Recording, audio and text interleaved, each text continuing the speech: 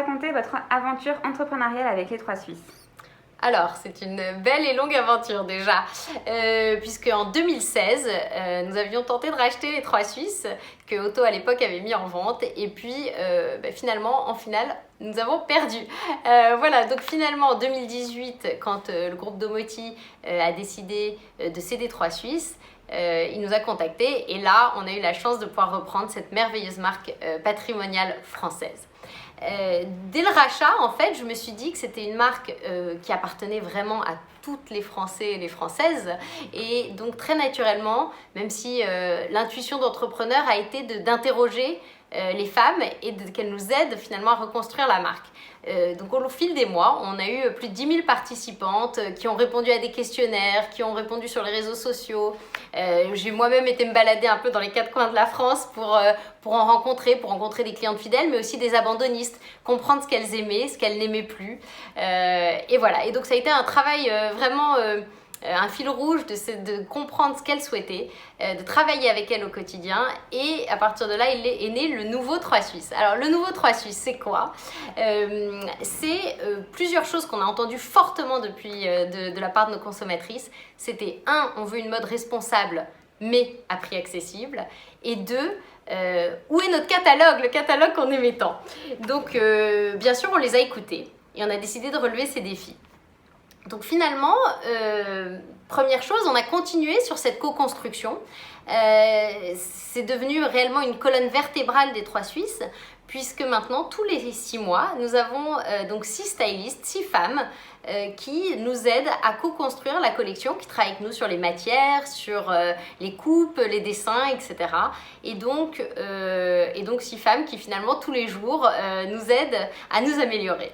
Ça, c'était la première chose. La deuxième chose, c'est qu'on s'est dit, justement, on va relever le défi d'avoir des matières plus nobles, du fabriqué en France, fabriqué en Europe, et toujours au même prix.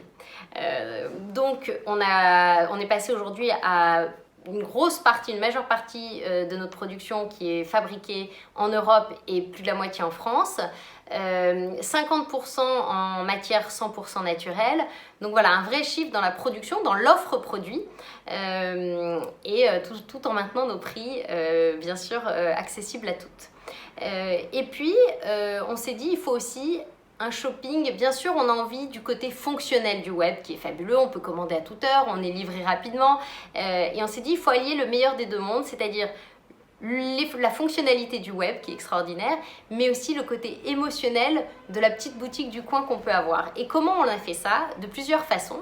D'abord, effectivement, il y a l'entrée par produit, mais il y a aussi l'entrée par styliste. Donc plutôt que de suivre uniquement, de dire je veux une jupe, on peut aussi se dire j'aime bien l'univers de cette styliste et c'est elle que je vais suivre. Donc ça, c'est une première chose. La deuxième chose, c'est au service client. On a aussi dit, si vous êtes pressé, bien sûr, vous pouvez parler à la première personne disponible, mais vous aurez aussi votre contact privilégié qui pourra vous aider, vous conseiller. Voilà, donc ça, c'était une deuxième chose. Et puis, bien sûr, troisième chose, et on y vient, c'est le catalogue. Le catalogue qui avait été plébiscité et donc qu'on a remis au cœur de nos stratégies, puisque c'est aussi vraiment un objet beaucoup plus émotionnel et un vrai lien avec notre consommatrice. Donc vous l'aurez compris, en 18 mois on a beaucoup bossé, nouvelle offre, aussi bien sûr nouveau logo, nouveau design, nouveau site, donc voilà, beaucoup de nouveautés et donc une vraie belle aventure entrepreneuriale. Alors pourquoi et comment êtes-vous revenu massivement au papier? Alors, on vient de l'évoquer, d'abord, évidemment, les clientes l'ont demandé, nous, on en rêvait, puisque qui n'a pas un souvenir avec sa maman ou avec sa copine d'avoir feuilleté le catalogue, et donc on s'est dit on va remettre au goût du jour cette Madeleine de Proust, on va la faire renaître, et donc ça a été un de nos premiers projets évidemment, de travailler sur le papier. Ce que ça permet réellement, c'est surtout, à mon sens, d'avoir un lien émotionnel beaucoup plus fort avec nos consommatrices, avec nos clientes, que ne permet pas un téléphone quand on fait son shopping seul devant son téléphone ou devant son ordinateur. Le papier, ça se regarde le matin au petit-déj avec un café, on peut le feuilleter à deux, voilà. Donc il y a un côté qui est quand même beaucoup plus émotionnel, proche aussi de sa consommatrice, et je pense que surtout dans les périodes actuelles, c'est quelque chose de primordial. Quel rôle jouent les papiers dans les autres enseignes de votre groupe? Alors pour l'instant, nous n'avons de catalogue que sur 3 Suisses. Et bien sûr, c'est des réflexions qu'on va mener sur nos autres enseignes, mais autant ça s'impose comme naturel et totalement indispensable sur 3 Suisses, vu que voilà, 3 Suisses est quand même né de cela. Sur nos autres enseignes, on va y réfléchir selon aussi l'offre produit, selon la cible, mais c'est vrai que c'est pour l'instant notre principal focus, c'est le papier et le catalogue sur 3 Suisses.